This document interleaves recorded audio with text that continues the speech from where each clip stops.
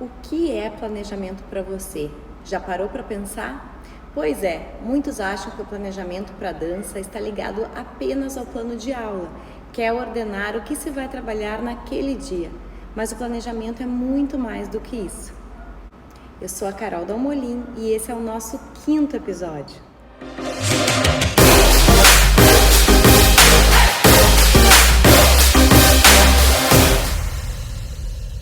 Planejamento é organizar o desenvolvimento do teu bailarino, do teu grupo de bailarinos, de acordo com um objetivo, com uma meta.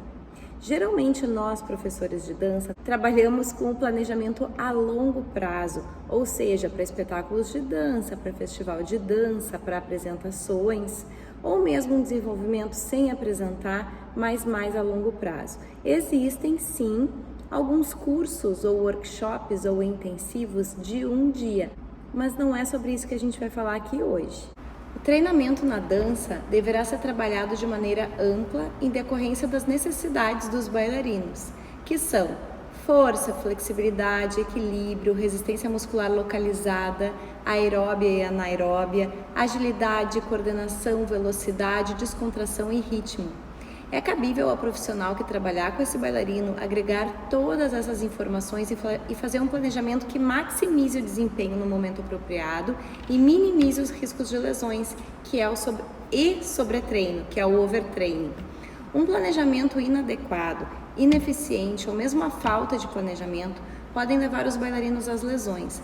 Planejar te dá a possibilidade ainda de tornar tuas aulas mais efetivas no que diz respeito à organização do teu tempo de trabalho, fazendo com que as aulas sempre rendam e sejam eficientes.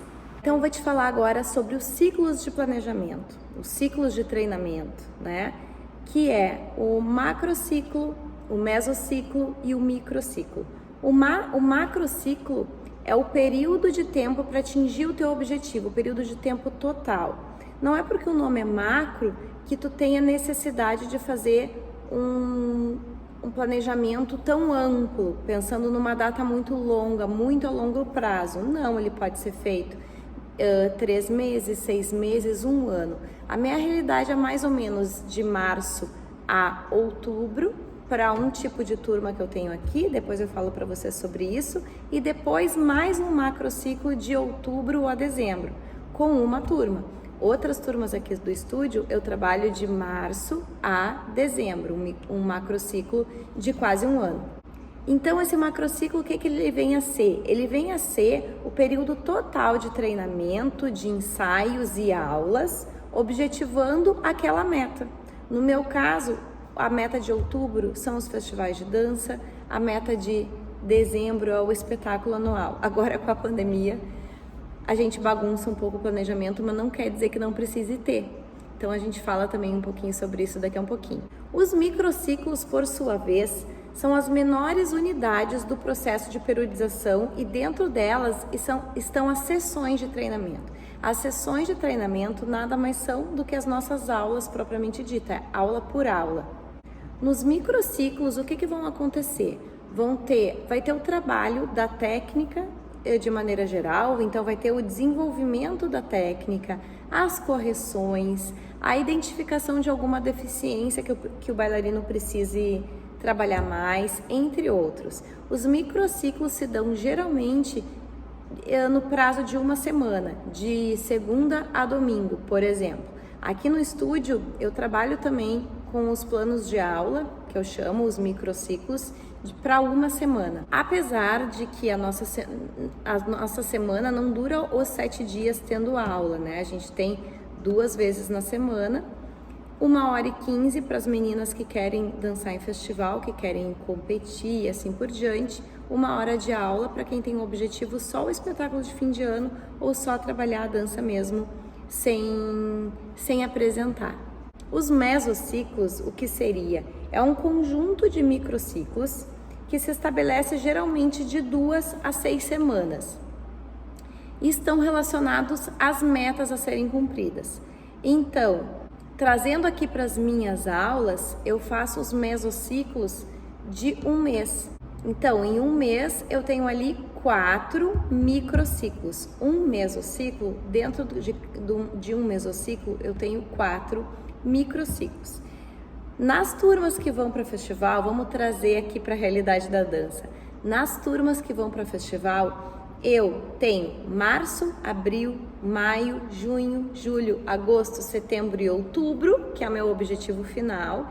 Então eu tenho ali 8 meses, porque a gente não trabalha efetivamente o desenvolvimento de turma em janeiro e fevereiro. A gente costuma ter aqui os intensivos de verão, que são aulas separadas, que a gente desenvolve a técnica, mas não entram no nosso objetivo. Porque aqui no Sul as pessoas costumam viajar durante janeiro e fevereiro, ficar mais tempo fora.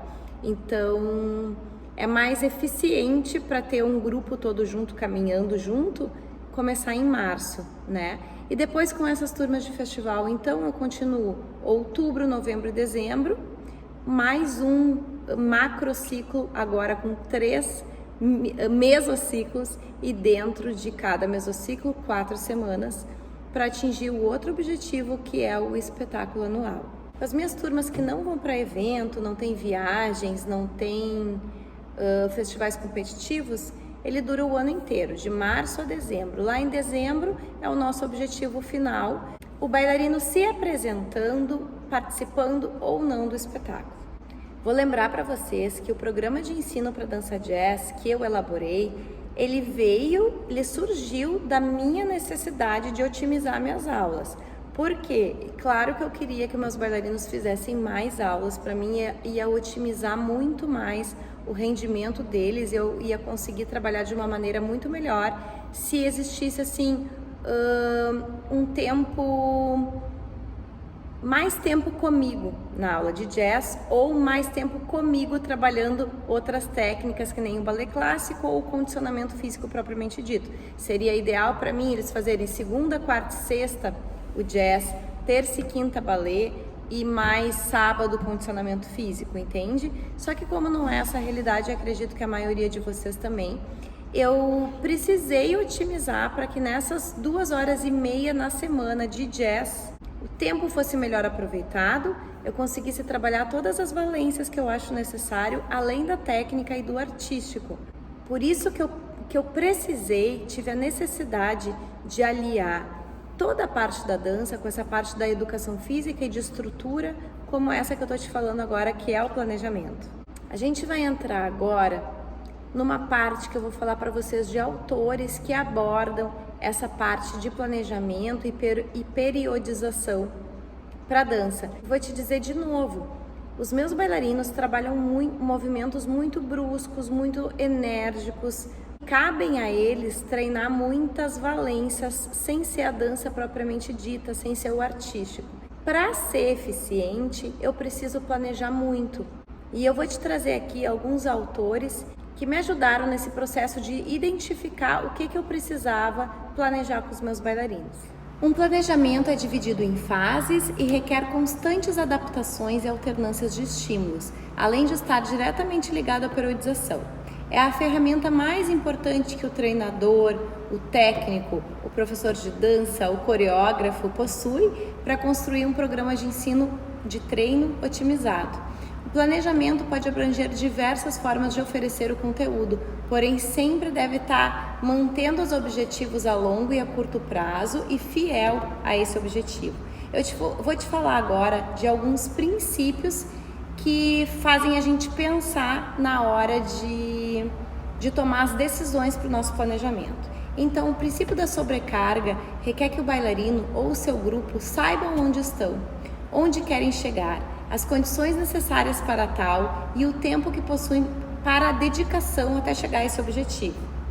Weinicke, que é o autor desse princípio, contempla que a sobrecarga é imprescindível para o desenvolvimento, não podendo haver mudanças radicais no seu percurso, nem cargas tão baixas que afetarão no seu correto desenvolvimento, né? O princípio da ciclização, segundo ele também, prevê a alternância de cargas, já que o bailarino não pode trabalhar em seu limite o tempo todo, e o da proporcionalização trata de formações gerais e específicas e componentes diversos que a dança é capaz de trabalhar, como ritmo, força, trabalho cênico, resistência, entre outros. Ainda falando de princípios, Tubino vem para te dizer que os princípios do treinamento são 5. O primeiro, que é o da individualidade biológica, que se refere a nenhum ser humano ser igual ao outro. Cada ser humano possuir uma estrutura e formação física e psíquica própria. Cabe ao treinador, nesse caso o professor de dança, distinguir e avaliar as potencialidades desse bailarino, desse ser humano, suas dificuldades e habilidades, para programar o seu treinamento. É aquilo que a gente falou nos episódios anteriores de força ou flexibilidade. Cada um tem uma estrutura corporal e é impossível que numa realidade de bailarinos normais, numa sala de dança, todos tenham o mesmo resultado, porque eles são diferentes. O segundo princípio é o da adaptação, que sugere que o ser vivo tem a capacidade de se adaptar ao meio em que vive. Então, são alterações ocorridas em órgãos e sistemas funcionais em decorrência da atividade que ele foi exposto, do treinamento que ele foi exposto, que também já falamos que o organismo ele se adapta de acordo com o que a gente vai treinando. Porém, a adaptação só existe se o organismo passar por algum estímulo. Então, o bailarino precisa ser estimulado, senão ele não vai melhorar. O terceiro princípio é o da sobrecarga, em que o autor defende a carga aplicada gradualmente, ou seja, estímulos mais fortes no final da ação compensatória. O quarto princípio é o da continuidade, e como o próprio nome diz, é a permanência do treinamento por um longo tempo, sem interrupções, onde o treino será afetivo justamente por essa razão.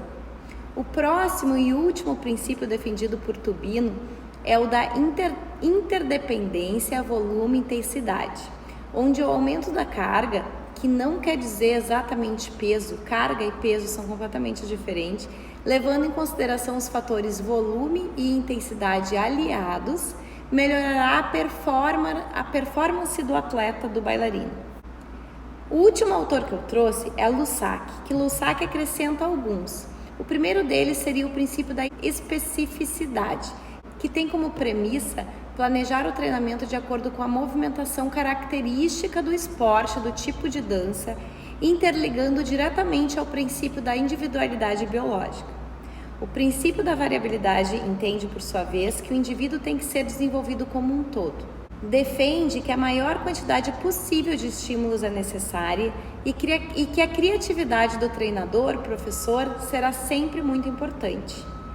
O princípio da saúde tem o conceito central da saúde como um todo, envolvendo tudo o que é necessário para o bem-estar do bailarino, desde o treinamento em si até o todo que irá envolver sua qualidade de vida e contribuir para que o seu desempenho seja ainda mais favorável. Pensando assim, observamos que a inter-relação de todos os princípios e suas regras farão o treinamento mais eficaz, seja ele de que modalidade de dança ou esporte for. A excelência só vai ser atingida se houver a inter-relação perfeita entre todos esses aspectos. Então, vocês já perceberam que pensando assim, o planejamento ele é muito mais amplo que só um plano de aula, O que trabalhar antes, aquecimento, alongamento, flexibilidade, técnica, força, depois a dança numa aula, é muito pequeno comparado a tudo que a gente pode planejar de acordo com datas, de acordo com qualquer estrutura, até mesmo o clima do dia para o bailarino desenvolver. Muita informação, E a gente nem começou a colocar na prática do dia a dia, de sala de aula, tudo isso. Mas a gente já vai falar isso, porque é importante vocês entenderem todos esses aspectos e agora eu vou te falar sobre periodização e variação de estímulos. Um plano de treino periodizado e sequenciado provocará as respostas fisiológicas e resultados ótimos. Existem 3 teorias mecanicistas básicas que esclarecem a relação da periodização com a recuperação e adaptação. Já que ainda considerando os conceitos desse autor que eu estou te apresentando, que é Hoffman, um desempenho de pico só pode ser mantido por curtos períodos de tempo, no máximo 14 dias. A síndrome da adaptação geral, estudada pela primeira vez em 1956, conceitua que, independentemente do estresse ser físico ou emocional, ocorre declínio no desempenho. O autor dessa teoria apresentou um modelo que se desenvolve em fases: estresse quando o treinamento é introduzido, inicia, resposta inicial ou fase de alarme, redução do desempenho em resultado da fadiga, dores ou declínio de energia, enfim. Fase de resistência, onde ocorrerão as adaptações fisiológicas adequadas, se a fase anterior for bem estruturada e trabalhada. Fase de supercompensação, onde o desempenho volta ao valor de referência ou aumentará, ou inversamente proporcional, ocorrerá o overtraining, que é o sobretreinamento, que eu posso falar para vocês depois, em que o desempenho cai. A segunda teoria tem o nome de estímulo, fadiga, recuperação, adaptação, que assim como o primeiro conceito, parte da premissa que assim que o treinamento é introduzido, existe a fadiga que reduz o desempenho. Logo em seguida, após a fadiga ser dissipada, inicia o processo de recuperação, onde o desempenho aumenta e se não houver um novo estímulo ao final da recuperação, é possível ocorrer uma involução no treinamento. A adaptação vai depender dessa variação de estímulo pensada em cima de sessão de treinamento, em cima do teu plano de aula, em cima dos teus microciclos, mesociclos ou macrociclos, enfim. É importante salientar que as variações de estímulo são muito relevantes para toda essa trâmite entre recuperação e adaptação. Por exemplo, alternar dias de treino pesados e leve, ou diminuição da carga, fase de pico, redução ou realização. Lembrando que carga não quer dizer, de novo, exatamente peso no caso da dança, onde a variação de estímulo pode ser aplicada com variações de sequências coreográficas mesmo, com o mesmo propósito, mas mais e menos intensas. Socorro, Carol! Como é que eu vou trazer isso para minha realidade? A minha turma lá de dança jazz, que faz só 2 vezes na semana, mas que eu quero fazer um trabalho legal com eles, porque eles vão para um festival competitivo. Como é que eu posso usar isso aí, tudo que tu me falou, conforme a minha realidade? Então, a primeira coisa que eu vou te dizer é planejar o teu macrociclo. Qual é o teu objetivo final? Onde tu quer chegar? É isso, o festival de dança, aquela apresentação especial para ti, para o teu grupo de bailarinos? Então, tu pega a data desse festival e planeja o teu macrociclo de acordo com ela. Eu coloco os meus mesociclos por mês, porque ali eu tenho uma capacidade já de medir, fazer uma medição da evolução deles, e assim eu adapto os meus microciclos, que são as minhas aulas em si, as minhas aulas na semana. Como eu te falei ali dos mecanismos e dos autores, vocês percebem que o bailarino ele não pode ser levado simplesmente como um corpo dançante que executa e que está sempre igual todos os dias, porque não é assim que acontece, né? Cada bailarino tem sua individualidade, e além da gente promover a dança, pensando lá no meu objetivo final, a gente tem que promover a saúde dele, além de tudo. Então, volta ali aquela parte que eu falo sobre periodização e variações de estímulos, que ali tem dicas muito importantes, que são: quando eu introduzo o meu bailarino ao treino, lá no dia 1º de março, a primeira semana, eles estão no pico, bombando, vão te fazer tudo com a maior energia, não vão estar super bem ainda, porque não vão ter, o corpo deles não vai ter trabalhado, porque querendo ou não, eles vão estar de férias ou não vão estar fazendo a aula nesse ritmo do teu planejamento. Então, eles não vão estar naquele andamento que tu quer. Então, eles vão entrar numa subida, daqui a um pouco eles vão estabilizar, daqui a um pouco eles podem decair ou continuar estabilizados ou ter mais um pico. E é isso que vocês têm que analisar. E eu volto a te dizer, isso não sou eu que estou falando, são os autores que estão falando, mas eu te mostro a minha rotina do meu dia a dia, com os meus exemplos, para vocês verem, para vocês entenderem melhor o que vocês podem fazer aí com os bailarinos de vocês. Então eu estruturo tá? Pensando, vamos pegar uma turma de festival de dança, que é o que a gente está falando agora, tá? Os meus espetáculos, os meus festivais de dança aqui no Sul, em épocas normais, não em época de pandemia, que a gente não consegue nem falar sobre isso, é outro assunto, são em outubro, geralmente final de setembro, outubro, por ali. São os que eu concentro mais os eventos competitivos ali naquela fase, tá? São os eventos certos que eu digo, que a gente vai participar. Que no nosso caso aqui em Porto Alegre é o Sul em Dança, é um certo que eu planejo. Então eu já sei que existe aquele, a gente vai participar, que é lá em outubro. No mês anterior, que é setembro, ou no começo de outubro, ali antes da competição, é uma fase que eu não posso estourar os bailarinos.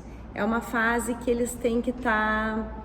que se eu estimular demais eles estão num treinamento tão assíduo que eles podem vir a ter lesões, a ter o overtraining, que eu não expliquei para vocês antes, mas é o overtraining, é o sobretreinamento, é treinar demais, mais do que a tua capacidade, é bugar, o corpo bugou porque está em overtraining, tá? Não vou colocar eles a treinar demais ali, a repetir muita sequência, até fazer uma pressão psicológica neles. Não é o momento de fazer isso. O que eu faço nessa época? Eu levo mais na boa. A gente continua estudando, desenvolvendo a técnica, a gente continua variando estímulos, que vocês viram como é importante para o organismo não se adaptar a sempre colocar uma carga a mais, e carga a mais não quer dizer carga, peso, quer dizer sim um estímulo novo, alguma coisa nova que o organismo precise se reestruturar para aguentar aquele balanço novo, né? Então, a gente continua fazendo as mesmas coisas, só que em questão de coreografia, de treino, eu não vou ali executar 3 vezes seguido a coreografia, que eles vão se desgastar demais para executar, física e emocionalmente falando. Fora que eles já estão, nessa época, eles já estão exaustos de treinar a coreografia, apesar de eles saberem que é importante, muito importante treinar muito, eles já estão exaustos. Então, eu divido em grupos. Um grupo observa, me ajuda a corrigir, isso tem que ser bem orientado também, senão pode tornar um problema para ti. Por exemplo, num grupo de adolescentes que não sabem lidar com críticas, né, principalmente de um colega. Então também tem que ser um trabalho muito pensado, muito organizado e muito estruturado para a gente fazer. Eu divido então em grupos, um grupo olha o outro, né, nesse período, e revezo, daí deu um tempo de descanso naquela hora, eu revezo e filmo divido em 2 grupos, e uma dupla do outro, um filma o outro, então fica no celular da pessoa que filmou, ela vai em casa ver o desempenho dela, estudar o desempenho dela, ou mesmo em sala de aula, junto ali com o professor, se olha vendo o vídeo e vem me perguntar o que acha, o que pode melhorar ou não. Então, essa é uma fase delicada para o bailarino não se sobrecarregar. E voltando antes, né, a gente vai planejando, tipo, agora pensando no começo, tá? O bailarino tá lá no super adrenalina, começando o ano, louco para saber as novidades, dando o máximo de si, então ele tá indo, só que de repente ele começa a estabilizar. E nessa estabilização, é normal estabilizar, a gente não quer que tenha um declínio muito grande. É normal ter declínio? Mas daí a gente tem que voltar para a curva, subir de novo. Então é nesses jogos que a gente tem que entrar, que o treinador, porque isso tu tá planejando um treinamento, né? Tu não é só professor, não é só coreógrafo, tu tá planejando toda uma estruturação da tua equipe, que é a tua equipe de dança, né? Ali tu entra pensando o que fazer para o teu bailarino voltar para uma curva ou numa linear ou ascendente. Então tu pensa, o que eu estou fazendo, o que eu poderia fazer para melhorar ali? Eles estão mal de flexibilidade, estão muito durinhos ainda, o que a gente pode fazer para melhorar aqui? Tá precisando variar estímulos na flexibilidade? Estão fazendo sempre os mesmos exercícios, por isso que não estão evoluindo? Vamos dar uma pensada o que fazer. E assim a gente vai gradualmente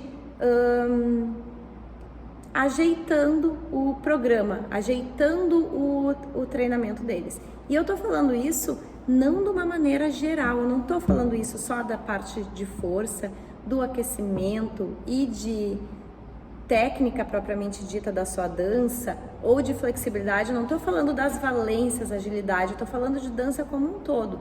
Nisso, tu pode também variar estímulos para trabalhar o teu artístico, tu pode variar estímulos para trabalhar a tua própria coreografia, entende? Então, mas não todo dia. Se tu fizer isso todo dia, sempre, vai acabar que o teu bailarino vai ter picos muito loucos de evolução. Entende? Então é uma coisa a ser pensada, estruturada, organizada. É difícil? É difícil, mas não é impossível. Eu posso te garantir que isso só vai otimizar as tuas aulas, principalmente o tempo. Aí, daí eu tô te falando de uma turma, de um festival que tem em outubro, que se apresenta, continua um macrociclo para se apresentar lá em dezembro. Aí acontece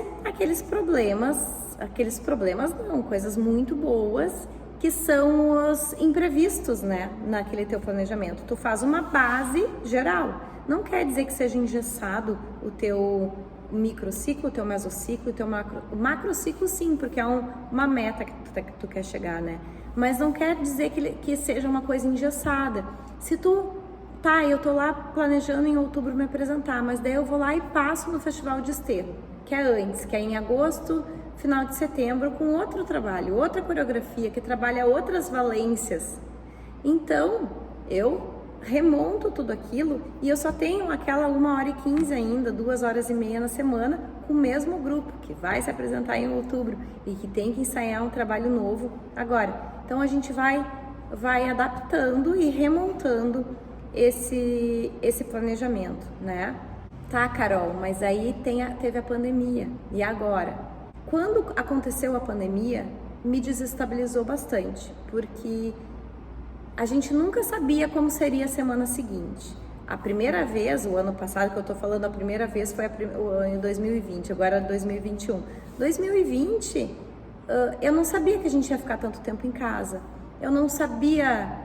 Não tinha fim, né? Não tinha uma meta, e até porque eu tinha medo de voltar, né? Agora, hoje, em 2021, a gente já conhece melhor a doença, apesar de nesse momento da nossa vida estar muito mais grave, a gente conhece melhor e sabe como lidar com ela. Mas o que eu tô dizendo isso para vocês? Os bailarinos estão em outro cenário, eles estão em casa, o piso não é adequado, a climatização da sala talvez não seja adequada onde ele está, ele não tem espaço, ele bate aqui, bate ali para fazer a aula dele. E onde eu quero chegar? Minha realidade foi de manter o meu macrociclo de outubro e dezembro. E aí eu fui mexendo nele conforme os decretos foram saindo, conforme eu podia abrir ou não, conforme eu podia abrir com metade da turma ou não, né? Já em 2021 eu já entrei pensando de outra maneira, já estruturei, já coloquei limite de vaga nas minhas turmas.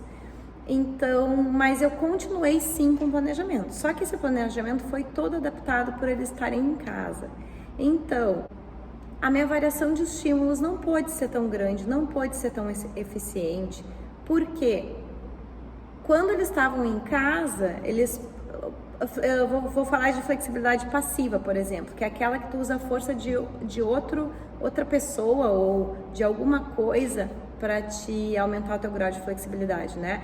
Ou os bailarinos estavam em casa sozinhos e não tinha alguém para fazer aquela força neles, atuar, né, como o agente da flexibilidade passiva, ou quando eles estavam aqui comigo já no sistema híbrido ou no sistema presencial, só que com o distanciamento ainda, eu não fazia esse tipo de atividade. Então eu tinha que eu acho que assim como todos vocês, a gente teve que se readaptar a esse novo formato. Então, Em casa não tinha caneleira. Põe quilo de feijão, 1 quilo de arroz em cada perna na hora de abrir, e assim a gente ia, ou mesmo remontava a aula com mais sequências que trabalhassem ainda tudo que eles precisam trabalhar de valências, só que coreografando mais. É possível sim continuar o planejamento, só que traz esse teu planejamento para a realidade, infelizmente, da pandemia. Mas tu tem que estar com a consciência, teus alunos também, e eu acho que isso é uma coisa que todos nós estamos vivendo, de que o corpo está muito mais saudável e tu tem menos propensão ao vírus se tu tá em exercício e se tu tá deixando a tua mente saudável.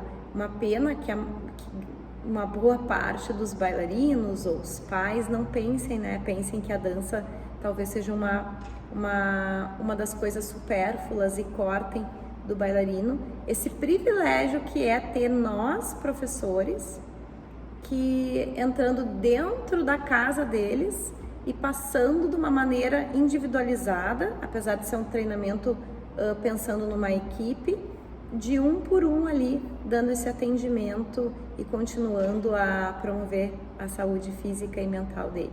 Muito difícil esse episódio, né? Muito difícil esse tema. Tem muito mais o que falar de planejamento do que esse resumão que eu te dei de como fazer. Mas se vocês quiserem, se for de interesse de vocês, a gente pode pensar em outro episódio aí e abordar esse tema mais profundamente. Obrigada por estarem comigo mais uma vez em mais um episódio.